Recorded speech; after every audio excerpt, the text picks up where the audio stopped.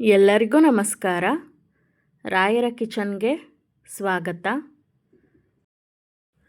ಇವತ್ತು ಕ್ವಿಕ್ಕಾಗಿ 5 ನಿಮಿಷದಲ್ಲಿ ಒಂದು ಪೆಪ್ಪರ್ ರಸಮ್ನ ಹೇಗೆ ಮಾಡೋದು ಅಂತ ನೋಡೋಣ. ಇದನ್ನು ಮಾಡಲಿಕ್ಕೆ ತುಂಬ ಟೈಮ್ ಕೂಡ ಬೇಕಾಗಿಲ್ಲ. 5 ನಿಮಿಷದಲ್ಲೇ ಇದನ್ನು ರೆಡಿ ಮಾಡ್ಕೋಬಹುದು. ಹಾಗೆಯೇ ಇದಕ್ಕೆ ಬೇಳೆ ಕೂಡ ಬೇಯಿಸ್ಕೋಬೇಕು ಅನ್ನೋ ಅಗತ್ಯ ಇಲ್ಲ. ಇದನ್ನು ಮಾಡಲಿಕ್ಕೆ ಏನೆಲ್ಲ ಬೇಕು ನೋಡ್ಕೊಂಡು ಬರೋಣ. 2 ಸ್ಪೂನ್ ಜೀರಿಗೆ ತಗೊಂಡಿದ್ದೀನಿ, 2 ಸ್ಪೂನ್ ಧನಿಯಾ ಕಾಳು, 1 ಹಸಿಮೆಣಸಿನ್ಕಾಯಿ, 1 ಉಂಡೆ ಬೆಳ್ಳುಳ್ಳಿ, ಒಣಮೆಣಸಿನ್ಕಾಯಿ, ಸಾಸಿವೆ, ಉಪ್ಪು, 1 ಟೀ ಸ್ಪೂನ್ ಕಾಳು ಮೆಣಸು, ಸ್ವಲ್ಪ ಕರಿಬೇವು. ಹಾಗೆಯೇ ಇಲ್ಲಿ ನಾನು 2 ದೊಡ್ಡ ಟೊಮೆಟೊವನ್ನು ಸಣ್ಣದಾಗಿ ಹೆಚ್ಚಿಟ್ಕೊಂಡಿದ್ದೀನಿ. ಸ್ವಲ್ಪ ಅರಿಶಿನ, ಕೊತ್ತಂಬರಿ ಸೊಪ್ಪು, ಹುಣಸೆ ಹಣ್ಣನ್ನು ನೆನೆ ಇಟ್ಕೊಂಡಿದ್ದೀನಿ. ಹಾಗೆಯೇ ಇಂಗು ಸ್ವಲ್ಪ ಬಳಸ್ತಾ ಇದ್ದೀನಿ. ಈಗ ಹೇಗೆ ಮಾಡೋದು ನೋಡ್ಕೊಂಡು ಬರೋಣ. ಒಂದು ಪಾತ್ರೆಯನ್ನು ಇಟ್ಕೊಂಡಿದ್ದೀನಿ. ಇದಕ್ಕೆ 2 ಟೀ ಸ್ಪೂನ್ ಧನಿಯಾ ಕಾಳು, 2 ಟೀ ಸ್ಪೂನ್ ಜೀರಿಗೆ, 1 ಟೀ ಸ್ಪೂನ್ ಕಾಳು ಮೆಣಸು ಸ್ವಲ್ಪ ಫ್ರೈ ಮಾಡ್ಕೊಳ್ಳಿ. ಆದಷ್ಟು ಲೋ ಫ್ಲೇಮಲ್ಲೇ ಇದನ್ನು ಹುರ್ಕೊಳ್ಳಿ. ನಂತರ ಇದಕ್ಕೆ 1 ಹಸಿಮೆಣಸಿನ್ಕಾಯನ್ನು ಹಾಕೋತಾ ಇದ್ದೀನಿ, ಫ್ಲೇವರ್ ಚೆನ್ನಾಗಿರುತ್ತೆ ಅಂತ. ಹಾಗೆಯೇ 3 ಒಣಮೆಣಸಿನ್ಕಾಯನ್ನು ಹಾಕ್ಕೊಂಡಿದ್ದೀನಿ. ನಿಮಗೆ ಖಾರ ಜಾಸ್ತಿ ಬೇಕಿದ್ರೆ ಇನ್ನೂ ಸ್ವಲ್ಪ ಹಾಕ್ಕೋಬೋದು. ಹಾಗೆಯೇ ಕರಿಬೇವನ್ನು ಹಾಕ್ಕೊಂಡಿದ್ದೀನಿ, 1 ಉಂಡೆ ಬೆಳ್ಳುಳ್ಳಿಯನ್ನು ಕೂಡ ಹಾಕ್ಕೊಂಡಿದ್ದೀನಿ. ಇದೆಲ್ಲದನ್ನು ಸೇರಿಸ್ಕೊಂಡು ಸಣ್ಣ ಉರಿಯಲ್ಲೇ ಇದನ್ನು ಚೆನ್ನಾಗಿ ಫ್ರೈ ಮಾಡ್ತಾ ಹೋಗಿ.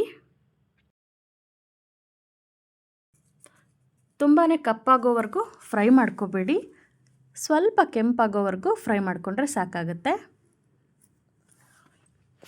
ನೋಡಿ, ಇಷ್ಟು ಫ್ರೈ ಆಗಿದೆ. ಇಷ್ಟಾದರೆ ಸಾಕು, ತುಂಬ ಫ್ರೈ ಮಾಡೋ ಅಗತ್ಯ ಇಲ್ಲ. ನೋಡಿ, ಈಗ ಚೆನ್ನಾಗಿ ಫ್ರೈ ಆಗಿದೆ.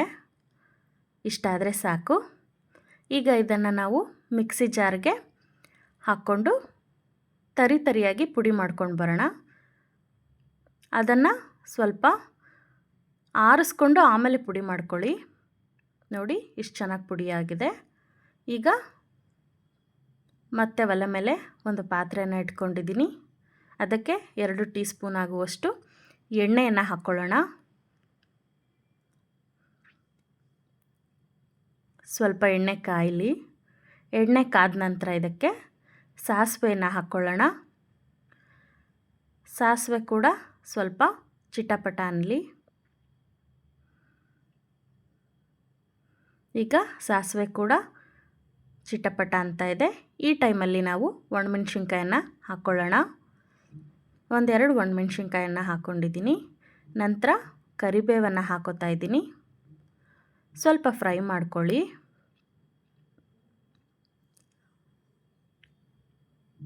ಚಳಿಗೆ ಈ ರಸಮ್ಮನ್ನು ತಿನ್ನಲಿಕ್ಕೆ ತುಂಬಾ ಚೆನ್ನಾಗಿರುತ್ತೆ. ನೋಡಿ, ಈಗ ಸಣ್ಣದಾಗಿ ಹೆಚ್ಚಿಟ್ಕೊಂಡಂತಹ ಟೊಮೆಟೊವನ್ನು ಹಾಕೋತಾ ಇದ್ದೀನಿ. ನಾನಿಲ್ಲಿ 2 ಟೊಮೆಟೊವನ್ನು ಹಾಕ್ಕೊಂಡಿದ್ದೀನಿ. ನೀವು ಜಾಸ್ತಿ ಪ್ರಮಾಣದಲ್ಲಿ ಬೇಕಾದರೆ ಜಾಸ್ತಿ ಕೂಡ ಹಾಕ್ಕೋಬಹುದು. ನೋಡಿ, ಈಗ ಒಮ್ಮೆ ಮಿಕ್ಸ್ ಮಾಡ್ಕೊಳ್ಳಿ ಚೆನ್ನಾಗಿ.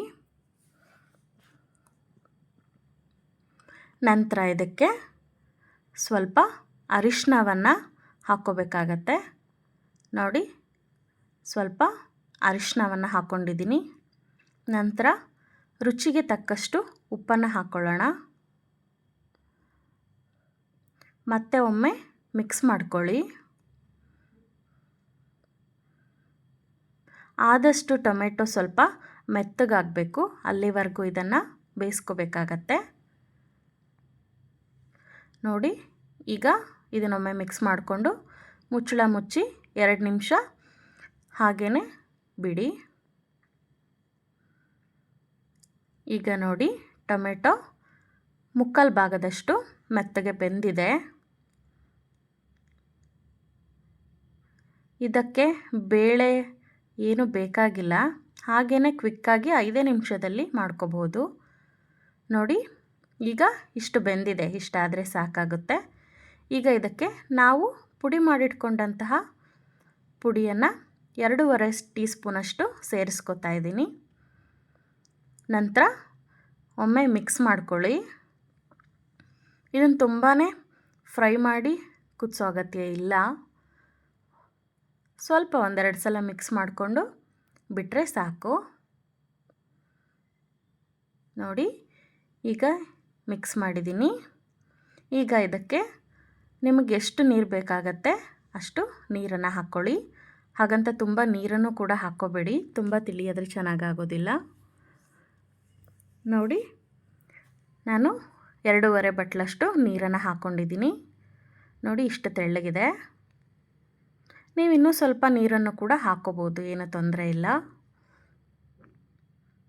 ಈಗ ಇದಕ್ಕೆ ಸ್ವಲ್ಪ ಇಂಗನ್ನು ಹಾಕ್ಕೊಳ್ಳೋಣ.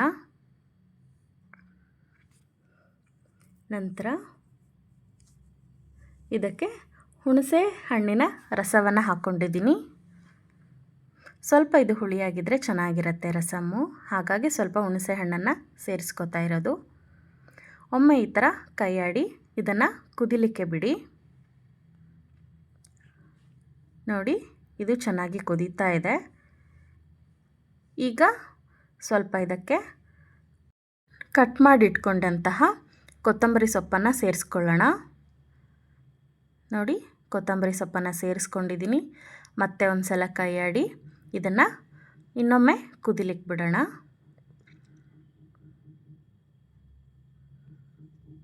ಇಷ್ಟು ಕುದ್ರೆ ಸಾಕಾಗುತ್ತೆ. ಈಗ ರಸಮ್ ರೆಡಿಯಾಗಿದೆ. ಇದಂತೂ ರಸಮ್ ಬಿಸಿ ಬಿಸಿ ಅನ್ನಕ್ಕೆ ಸ್ವಲ್ಪ ತುಪ್ಪ ಹಾಕ್ಕೊಂಡು ಊಟ ಮಾಡಲಿಕ್ಕಂತೂ ತುಂಬ ಚೆನ್ನಾಗಿರುತ್ತೆ. ಹಾಗೆಯೇ ಈ ರಸಮ್ ಕುಡಿಯೋದಕ್ಕೂ ಕೂಡ ತುಂಬಾ ಚೆನ್ನಾಗಿರುತ್ತೆ. ಈ ವೆದರಿಗೆ ಆದಷ್ಟು ಎಲ್ರಿಗೂ ಕೆಮ್ಮು, ಶೀತ, ಜ್ವರ ಹಾಗೆ ಗಂಟಲು ನೋವುಗಳು ಕಾಣಿಸ್ಕೊಳ್ತಾ ಇರುತ್ತೆ. ಹೀಗೆ ಪೆಪ್ಪರ್ ರಸಮನ್ನು ಮಾಡಿಕೊಂಡು ಊಟ ಮಾಡೋದ್ರಿಂದ ಚೆನ್ನಾಗಾಗತ್ತೆ. ಅಥವಾ ನಾವು ಆಚೆ ಎಲ್ಲಾದರೂ ಹೋಗಿರ್ತೀವಿ, ಲೇಟ್ ಆಗೋಗುತ್ತೆ ಬರೋದು, ಏನು ಅಡುಗೆ ಮಾಡೋದು ಅಂತ ಗೊತ್ತಾಗದೇ ಇರುವಾಗ ಸಡನ್ನಾಗಿ 5 ನಿಮಿಷದಲ್ಲಿ ಈ ರಸಮನ್ನು ಮಾಡ್ಕೋಬಹುದು. ಪುಡಿಯನ್ನು ನೀವು ಮಾಡಿ ಒಂದು ಬಾಕ್ಸಲ್ಲಿ ಹಾಕಿಟ್ಕೊಂಡ್ರೆ ಇನ್ನೂ ಬೇಗನೆ ಆಗೋಗುತ್ತೆ. ನೀವು ಒಮ್ಮೆ ಟ್ರೈ ಮಾಡಿ. Thank you.